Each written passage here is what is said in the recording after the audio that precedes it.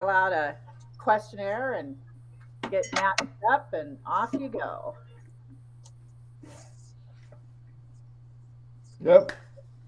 A lot of real estate relationships are sought and found on the internet.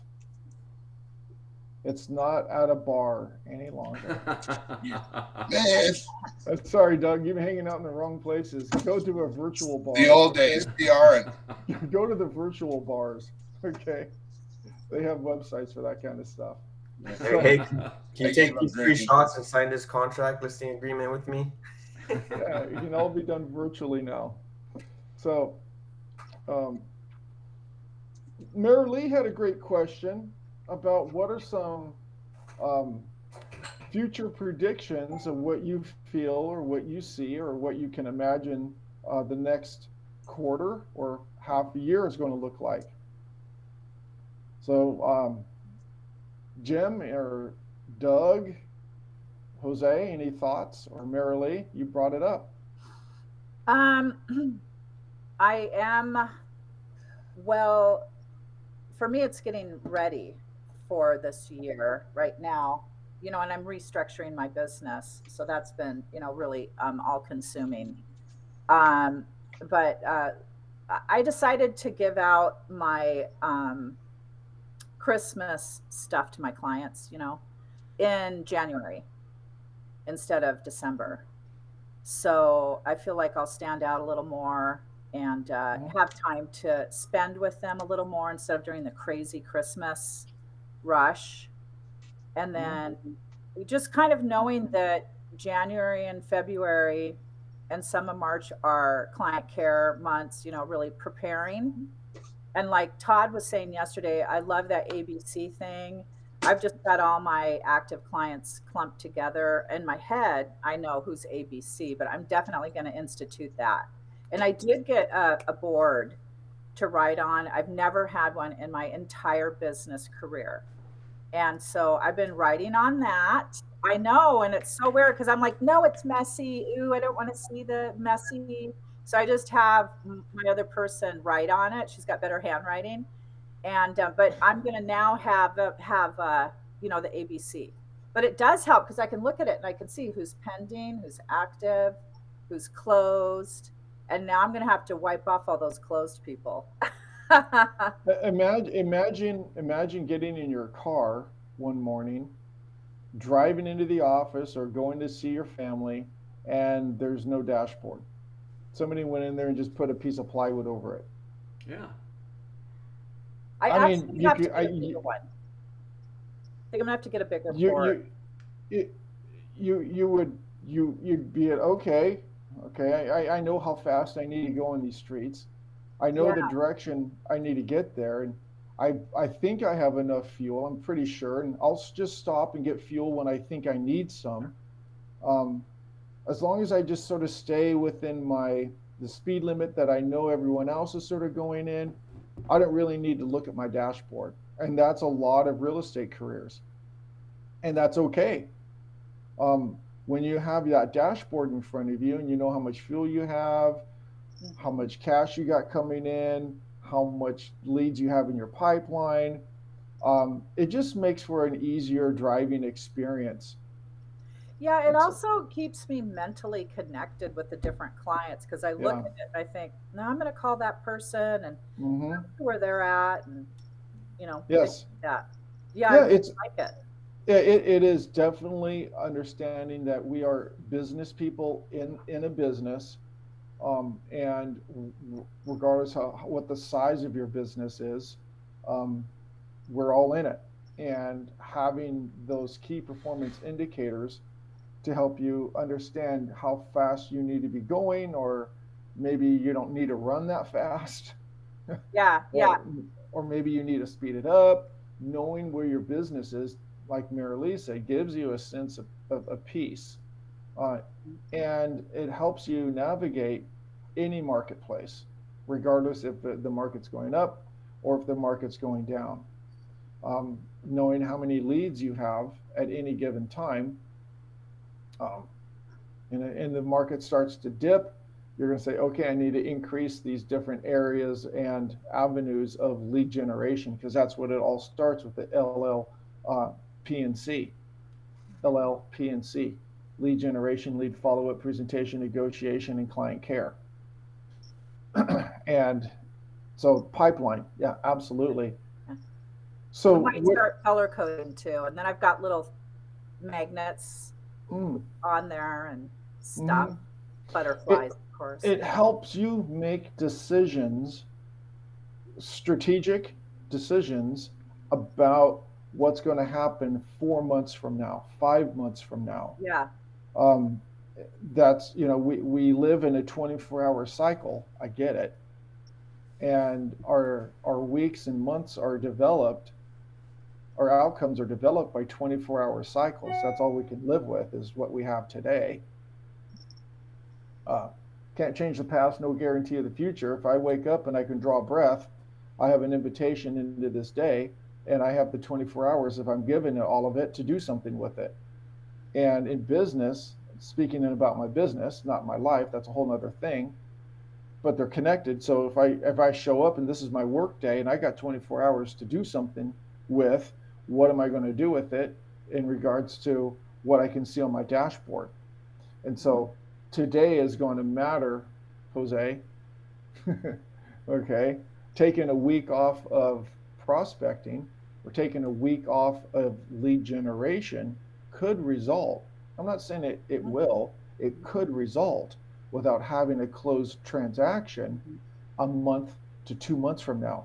Literally just taking a week off. Now, if you have a solid pipeline, and you can look at your pipeline and say, okay, I'm going to increase it, I'm going to increase it, I'm going to increase it. So you are able to take a week off and have peace of mind by taking a week off. And then getting back to it, knowing that 2 months from now, if I take this week off, it's not going to affect my income. It's not going to affect productivity or profitability 2 months from now. I don't know. When you have those weekly meetings with self, so it's sort of my thing, of weekly meetings with self, where you meet with yourself and put the mirror on your desk and say, okay, let's talk about business. Okay. Are you able to look at that and say, okay, you can take a week off, you have a solid pipeline, you got things geared up and well oiled? Or can you say, you can't afford to take this week off, you've got to buckle down, and this is today, and you got to do something today? Look at you guys, you are investing in your business, the day before Christmas Eve, to increase what it is that you're doing. So amen to you guys. Well, and like you were saying yesterday, we wear so many hats, and if you haven't realized that now, you better realize it. Being self-employed, you wear a lot of hats. You're a bookkeeper, advertising, marketing, the whole shebang. And start, organizing that and figuring it out and getting professionals in your life. I'm changing my CPA right now. So Did I plan to do that in the middle of all of this right this minute? No. I'm really stressed. She's kind of stressing me out, but I know I got a good gal, and off we're going to go. And she's like, no, we got to do this now. I'm like, no. Yeah. And negotiating for yourself with these people. She started at like 150 a month, and I got her down to 121.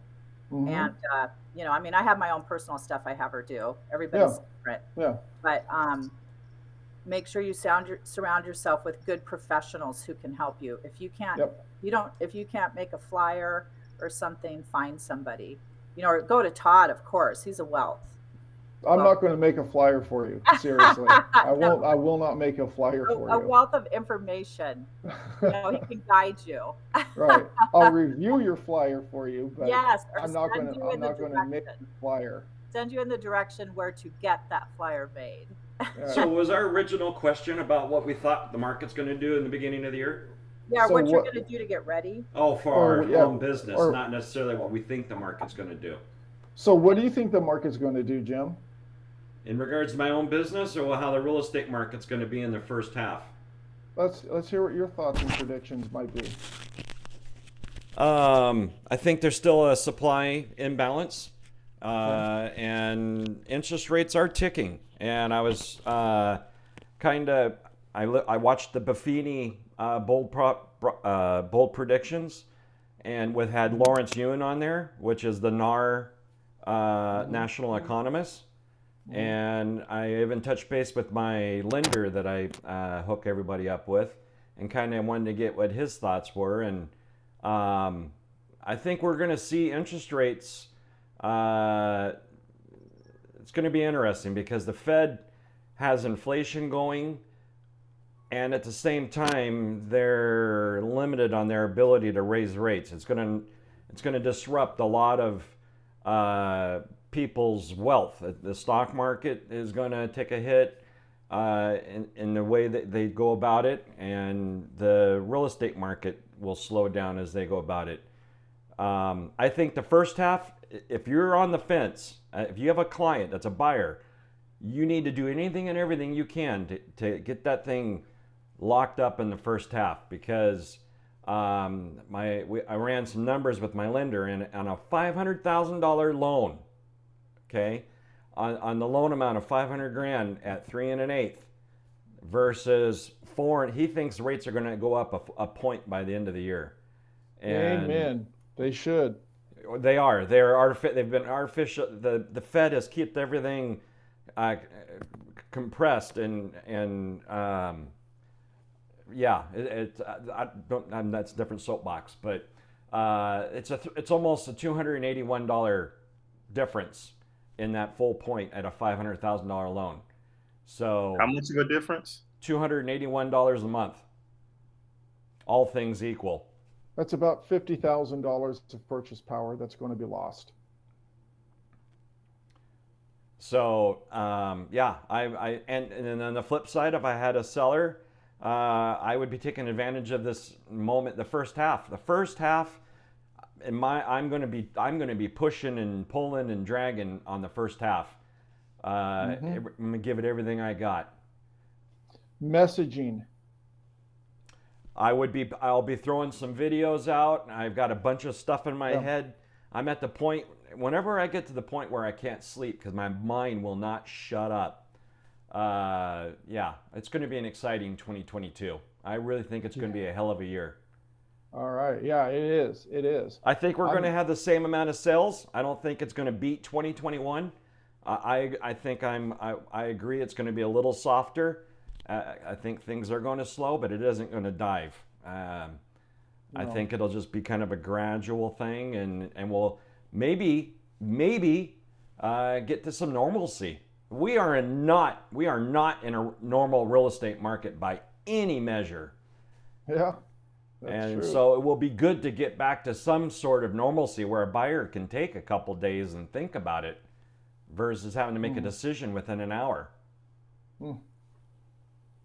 So you're saying the raise in interest rates is going to push us into more of a normal market, but we've been in this market for 5 years, and so you believe that this is not the new normal, and the raise in interest rates and inflation is going to push us back into more of a balanced market. Is that what you're getting at, more of a balanced market? That's what you mean by normal? Absolutely. The Fed has been keeping rates artificially low for a host of reasons. Interest rates at 3% is not normal. Those 30-year mortgage, in my opinion, should be an easy 5. I can make an argument it should be a bit higher. What do you think about? Sorry, go ahead, Mantel. No, that's it. I was just saying, for a healthy economy, he's thinking 5 to 6 is a good interest rate. But I get it. Okay. Yeah, I mean, I don't like it, but what do you think about as far as houses coming on the market and how things are changing? People were out of work for so long, so nobody was really listing, and I still hear that people don't want to work. Are they still getting unemployment? I mean, what's going on? That's one thing I don't understand either. So there's two demographics. The highest, the biggest demographics in our society today is millennials and baby boomers. And millennials have no money, and baby boomers, there's like this tidal wave of baby boomers that are literally getting ready to fall off the cliff into retirement. There's going to be there's just this shift that we're going to see in the coming years. It's going to be an interesting dynamic because these the millennials are still living at home, not working. There's an interesting dynamic that's going to shift, and I don't know how that's going to play. Aren't they a lot of tech people though who are making like a crazy amount of money every year? Well, you're seeing it because you live in it, right? It's in the Puget Sound. Yeah. But that doesn't exist in 49 other states. Oh, I think it's very active here, and they're also remote, so they can live anywhere. COVID has changed, and I think that's what we've seen. COVID has changed the office environment, if you will. I had Realtor.com call me yesterday, was it? And they're like, "Why is everybody coming up to Arlington? What's going on? What's going on over there?" I'm like, yeah, they've discovered it's absolutely beautiful up here and a great place to live. And it's $300,000 less. Yes. Yeah. And the people are remote, but they'll also commute. Well, that's where affordability is going, right? That affordability is just going north. And I'm surprised it really hasn't gone east as much as I would from Lake Stevens. And I think a lot of it's because of Highway 2. There's a word that's sort of shifting in the real estate language from affordability to attainability. Ooh. So a lot of people are using attainable. That's not good. Versus affordable. And so affordable housing, if you take a look at it, it's really hard to identify what is affordable and just, versus what's attainable. And so what people can attain and not necessarily afford, but what they can attain to get into home ownership is up here in the North County. I like to keep my real estate thoughts and predictions. It's nice to see what's happening up here on a national level and new construction and the number of sales that are happening, but I could care less what's happening in a cul-de-sac in Mississippi. Mm-hmm. I really, I like, the interest rates do affect the buyer's behavior, but in our local economy, particularly in Snohomish and King, employment levels are pretty high. There's jobs available for those that want to work. For those that don't want to work, I ignore those, that group of people, because they're not buying houses anyways. I know that may sound cold and harsh, but if they're going to be on unemployment for years, or they don't want to get back in the job market, I'm not going to spend any time thinking about that group of people. Right. I don't want to dismiss my humanity, because I care about people. Of course. And we live in that world. But in terms of my business, if interest rates go up, and they will, just like what Jim said, there's going to be a bull rush to the market. And there's a lot of baby boomers that have been sitting on buckets and buckets and buckets of home equity that haven't moved their shit. And they have taken advantage and taken out cash out refis, and they've remodeled their houses. They've added bedrooms. They've made that house that they wanted to sell a little more cozy because they didn't want to sell it. And so they're not going to be too concerned about a freaking interest rate. No. And so that inventory is going to be starting to show up. And I'm looking forward to X amount of buyers. Mm-hmm. There are so many rental properties and apartments that are going up for a reason. Because people need shelter. They need shelter. They need a place to live. Food, water, and shelter, baby. And renting is a viable option to have that shelter.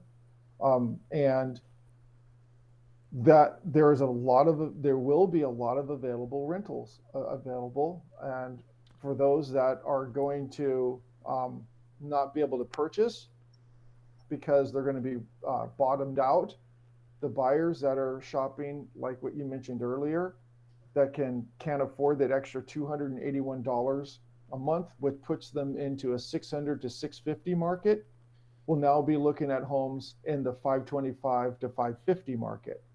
And for those that are in the emerging first-time home buyers that are in the 375 to 450, bye-bye. Yeah, that They're doesn't gone. exist. They're gonna continue to rent. Well, the rental So- market is just as tight. I would even argue the rental market is tighter. I Yeah. had a little 920 square foot Rambler in Marysville, South Marysville there, and one car garage, cute little cul-de-sac.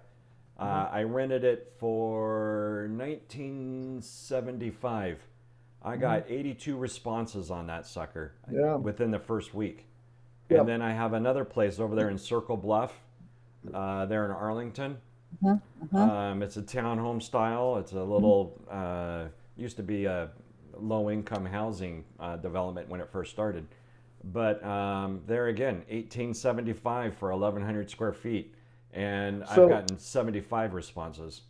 So the dialogues that we may want to begin to construct and prepare for are some bullet point scripts and dialogues regarding how interest rates will affect your ability to purchase.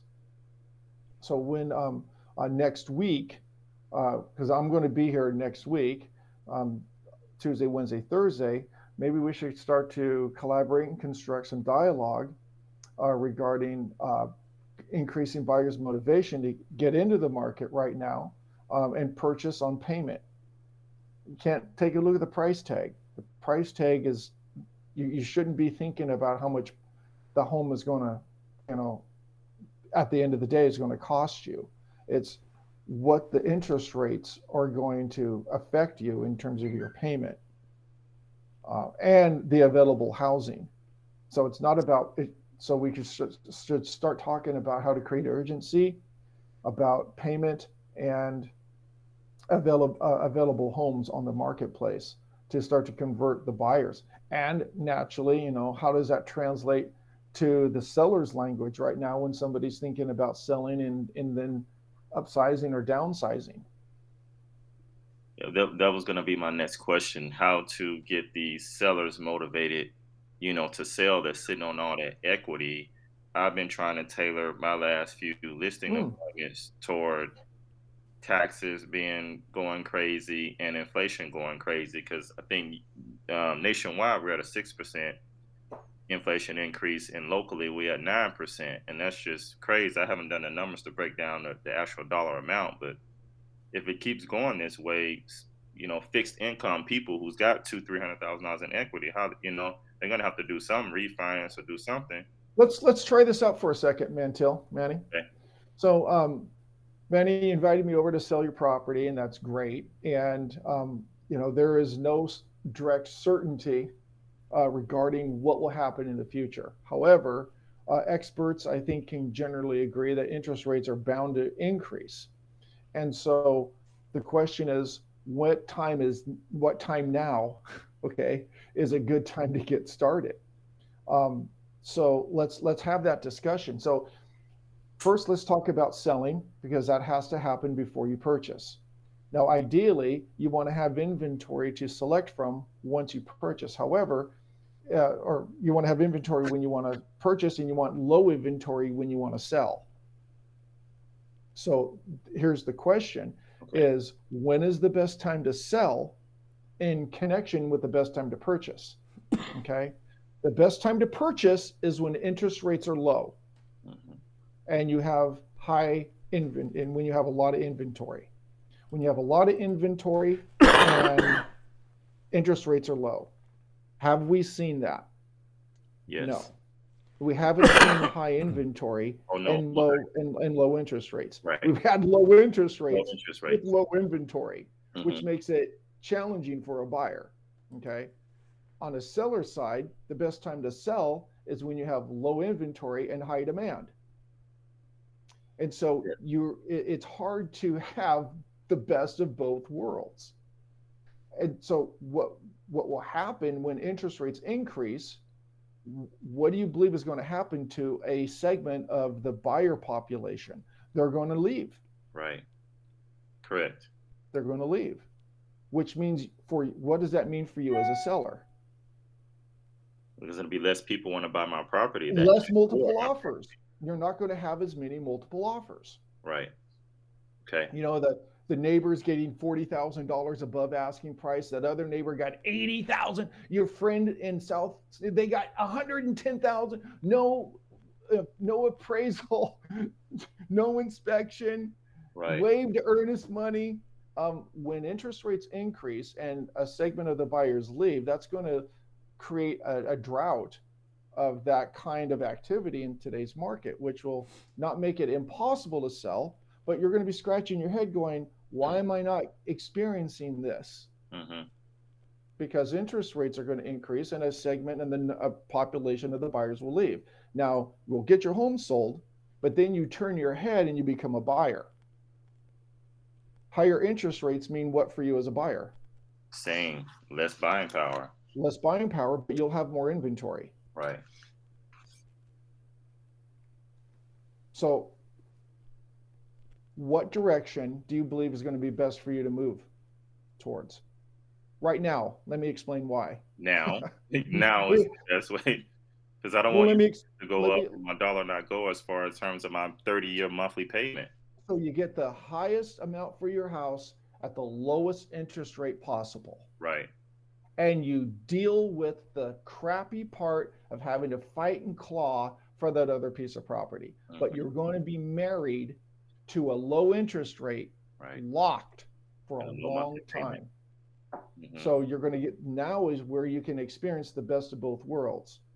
You're going to have an excellent time at the circus selling, and it's going to be hard to find the bag of peanuts at intermission when you go to purchase.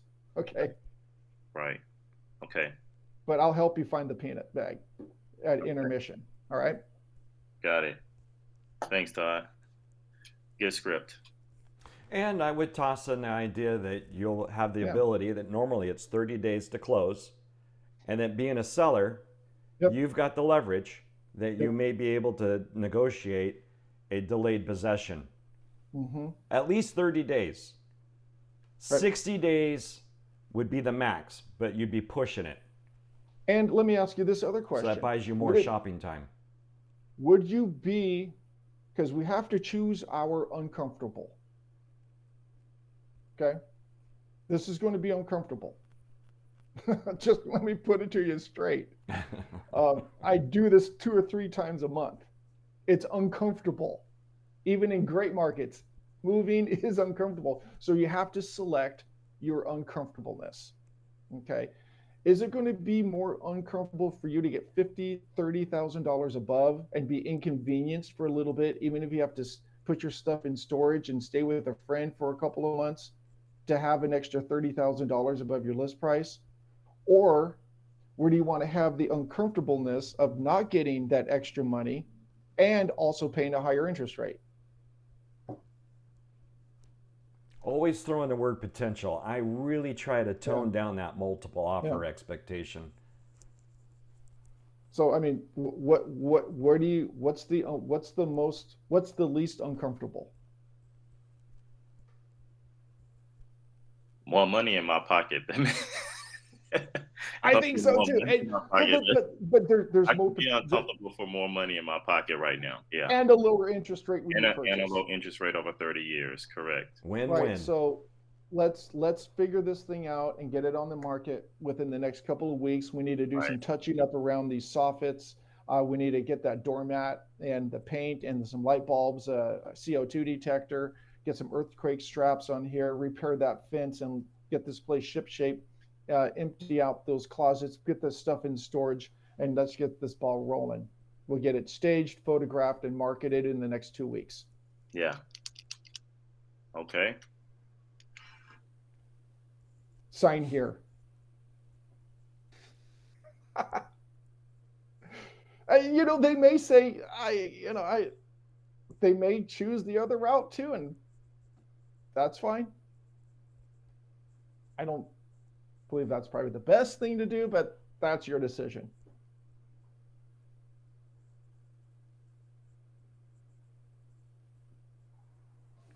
We gotta Right. push a lot of FOMO, fear of missing out. Mm. And that's exactly right. The FOMO. I think that's I going to am be the theme in the first half. I'm FOMO at the mouth, man. Woo. I love FOMO. I was. I'm It is mind-boggling at the staggering appreciation factor of of housing. I was just looking at one of my duplexes in Lake Stevens, and I thought it just seemed like yesterday I was thinking about putting it up, and I thought, well, maybe I could push 500, and I was looking at the comps, and I'm like, I could possibly get 6.25. I'm like, this is mind bending. So it's gotten me. okay. So let me ask you a question. When now would be a good time to sell that and then upgrade into a larger, perhaps, unit that's closer to you, where you're currently at in Arizona? I'm so lopsided in real estate that I've got to unwind some of this, and I ain't rebuying. I do know that. I'm not. I'm not going to buy. I want to see Todd close on Jim now. FOMO, come on, Zaragoza. Well, see this is the problem with the low interest rates, right? Because for the folks that are retired living on fixed income, there is nothing that you can put your money in. I mean, that's going to give you a yield, a return, and so that's why everybody is in the freaking stock market trying to get return on their money. I mean, the banks, the CDs, there is just nothing out there. Yep. Wow, we covered a lot of ground today. Mm-hmm. Oh my gosh, we covered a lot of ground.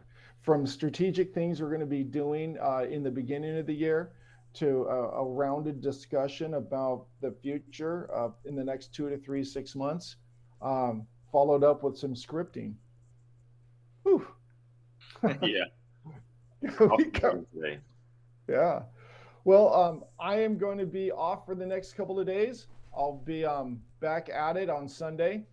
If you need something, let me know. And, Merry Christmas. God bless y'all. And eat steak. Merry Christmas, guys. Drink beer, eat steak. See you guys.